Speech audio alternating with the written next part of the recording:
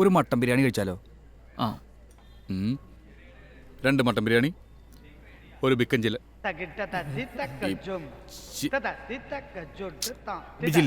Chicken fry. Chicken fry, 2 mutton biryani, ഒരു chicken fry. കൊതി വരുമ്പോഴേ പലതും പറഞ്ഞത് തെറ്റിപ്പോവും. പോരെ? മതി. Okay sir. അളിയ, ഞാനൊരു പുതിയ ബിസിനസ് തുടങ്ങാൻ പോണേനെ അറിഞ്ഞില്ലേ? അതിൻ്റെ കാര്യം സംസാരിക്കാനാണ് ഞാനിങ്ങ് എത്തിയത്. അല്ല, അപ്പോൾ ഇതിനു മുമ്പ് ചെയ്തുകൊണ്ടിരുന്ന ബിസിനസ്സോ? അത് നല്ല ബിസിനസ് ആയിരുന്നു, പക്ഷേ നഷ്ടത്തിലായിപ്പോയി. നമ്മുടെ നാട്ടുകാരുടെ സ്വഭാവം അറിയാലോ. അതിനുശേഷം അവന്മാരെ ചൊറിച്ചിൽ വർദ്ധനം തുടങ്ങി. അവന്മാരുടെ വായടപ്പിക്കാൻ ഞാനൊരു കിടിലം ബിസിനസ് തുടങ്ങാൻ പോവുകയാണ്.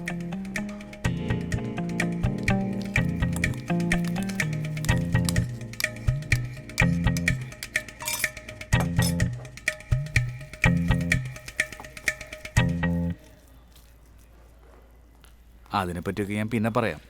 അതിനു മുമ്പ് എനിക്ക് ഒരു 50,000 രൂപ അർജൻറ്റായിട്ട് വേണം. വൈകുന്നേരത്തിനുള്ളിൽ മതി. അളിയന് ഇവിടെ ഒരുപാട് കൂട്ടുകാരൊക്കെ ഉള്ളതല്ലേ. കടായിട്ട് വേണ്ട, നമ്മുടെ ബാക്കി ശ്രീധനം തരാനില്ലേ? അത് തന്നാ മതി. ഞാൻ ഈ ബിസിനസ്സൊക്കെ ചെയ്ത് പച്ച പിടിച്ചാലല്ലേ അളിയ അളിയൻ്റെ പെങ്ങള് നല്ല ഹാപ്പി ആയിട്ടിരിക്കും. അങ്ങനെ ആവുമ്പോൾ അളിയൻ വീട്ടിൽ വരുമ്പോൾ ഇതുപോലെ മട്ടൻ ബിരിയാണിയൊക്കെ കഴിക്കാം. എന്തേ കഴിക്കും? Sir bill. என்னையா உனக்குள்ள அவசரம்? சாப்பிட்டு முடிக்கிறதுக்கு முன்னாடி பில் கொடுக்குறியா? ஓ ஜூஸ் உண்டா? ஓ சார் உங்களுக்கு? இல்லை வேண்டாம். Pineapple juice. Okay sir. Sir juice. Bill bill.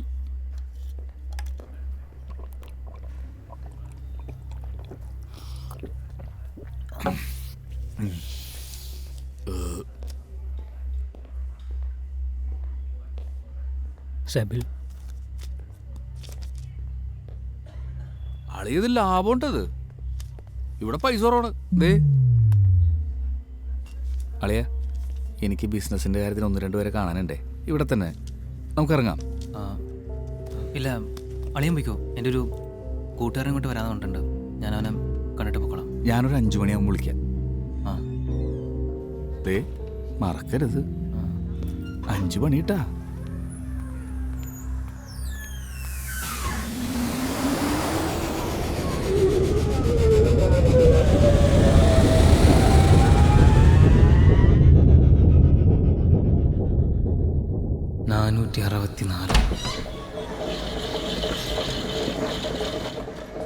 ഗ്രൈൻഡറോ?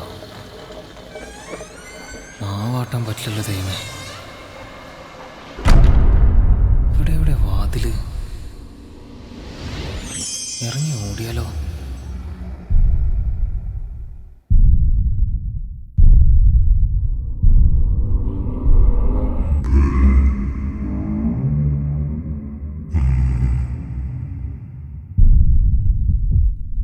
കർത്താവേ, എന്ത് ചെയ്യും?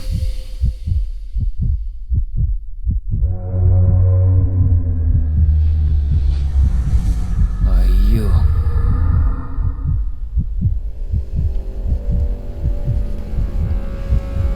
ഓടാലേ.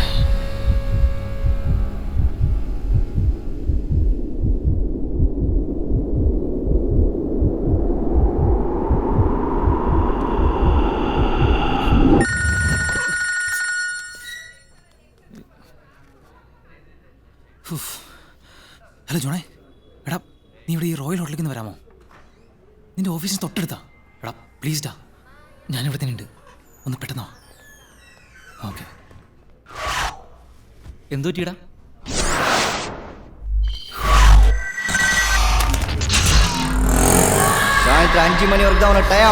ഇവിടുത്തെ കാശ് അടിച്ചോണ്ട് പോകുമ്പോ നീ ഏത് കൊണ്ടിരിക്കുന്നു? നീ വന്നു പോയതിനു ശേഷം മട്ടുരാജ ഇൻസ്റ്റിറ്റ്യൂട്ടിലൊന്നുണ്ടായിരുന്നു. എല്ലാവരും മുമ്പിലിട്ട് എന്നെ നാറ്റിച്ച്. എൻ്റെ അപ്പത്തെ അവസ്ഥ നിനക്ക് പറഞ്ഞു കഴിഞ്ഞാൽ മനസ്സിലാവില്ലടാ. ഒരു വക പള്ളിപ്പെരുന്നാളും മുണ്ട് കഴിഞ്ഞ സ്ഥിതിയായിരുന്നു. ഒരു കാര്യം ഞാൻ പറഞ്ഞേക്കാം, സമയത്തിന് കാശ് എത്തിച്ചിട്ട് നമുക്ക് 2 പേർക്കും പണിയാണ്. അത് ഏറ്റവും കൂടുതൽ പണിയിട്ടാണ് പണം എനിക്കാ. ഉന്നയിച്ച് ഞാൻ പണം തരേ ഞാൻ അയാൾ പറഞ്ഞത്. മാത്യു, ഒരു ഫ്രണ്ട് എന്നുള്ള നിലയ്ക്ക് എനിക്ക് ചെയ്തു തരാൻ പറ്റുന്നൊക്കെ ഞാൻ നിനക്ക് ചെയ്തെന്നുണ്ട്. ഇനി നീ എന്താന്ന് വെച്ചാൽ ഞാൻ പോണം.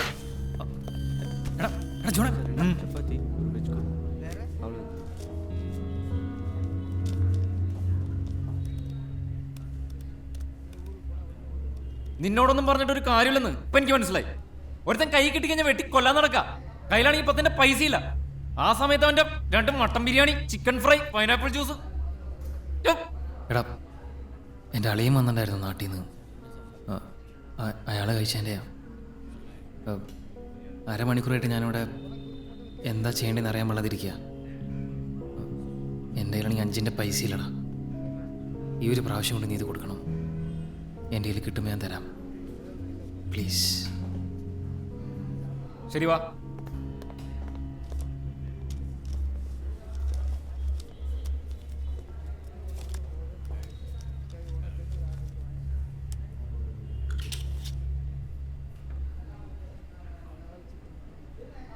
இந்த கார்டு ஒர்க் ஆகலை. ஒர்க் ஆகலை. വർക്കല്ലേ? ஒர்க் ஆகலை.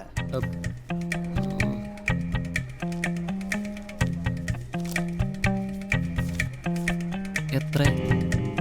464.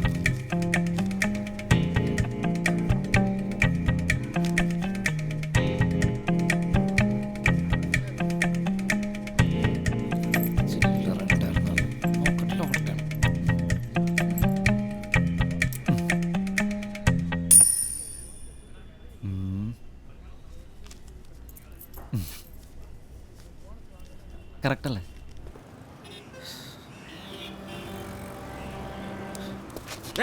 വട്ടരാജ എങ്ങനത്തെ ആളാണെന്ന് നിനക്ക് നന്നായിട്ട് അറിയാലോ. എനിക്ക് നിന്റെ ഒരു കാര്യം അറിയേണ്ട ആവശ്യമില്ല. ഇന്ന് വൈകിട്ട് 5 മണിക്കുള്ളിൽ വട്ടരാജക്കുള്ള കാശ് നീ കൊടുത്തേ പറ്റൂ. അതിപ്പോ നീ ആരുടെ കാര്യത്തിന് കത്തി വെച്ചിട്ടാണെങ്കിലും ബാങ്ക് കൊള്ളടിച്ച് തട്ടിപ്പിടിച്ച് കൊണ്ടാണെങ്കിലും ശരി. അത് കഴിഞ്ഞിട്ട് നീ റൂമിലേക്ക് വന്നോ. നീ ആണാ കാസ് അപ്പുറം ഇപ്പുറം തരാ. വട്ടരാജ വെട്ടി പോന്നില്ലെങ്കിൽ തരാം.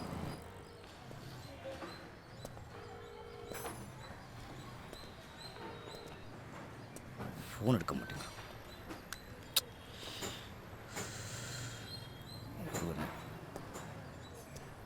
ஃபோனை விடு. பேலன்ஸ் இல்லைண்ணா. ம் ம் பேலன்ஸ் கம்மியாக இருக்குது. பொத்து.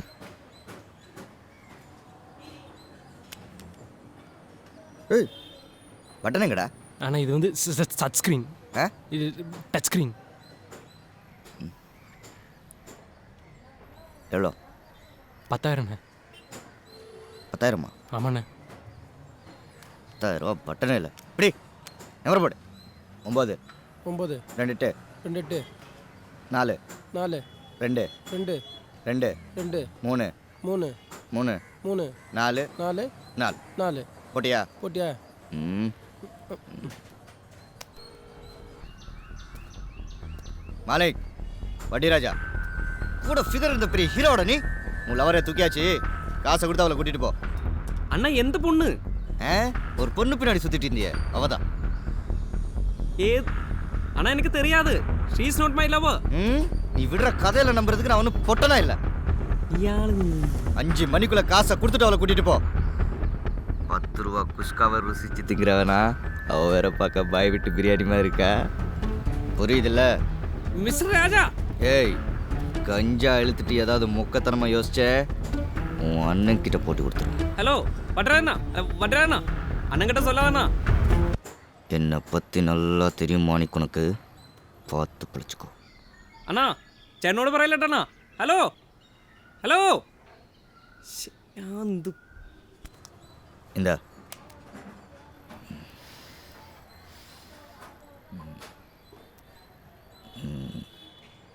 அவளை வராதான் இருக்கும்.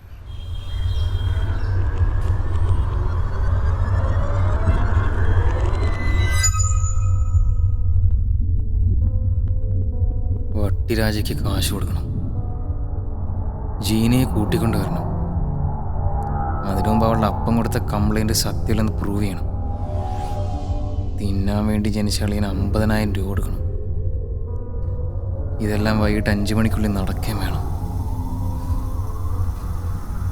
ജോലി അന്വേഷിച്ച് പോയ സ്ഥലത്തൊക്കെ എക്സ്പീരിയൻസ് ചോദിച്ചില്ലായിരുന്നെങ്കിൽ ഞാനിപ്പോൾ പിച്ചക്കാരനെ പോലെ ഇരിക്കേണ്ടി വരില്ലായിരുന്നു. ദൈവത്തോടുള്ള വിശ്വാസം പോയി തുടങ്ങി. എക്സ്പീരിയൻസ് വേണ്ടാത്ത 2 ജോലിയുള്ളൂ. ഒന്ന് പിച്ചെടുക്കൽ, പിന്നൊന്ന് പിടിച്ചു പറി.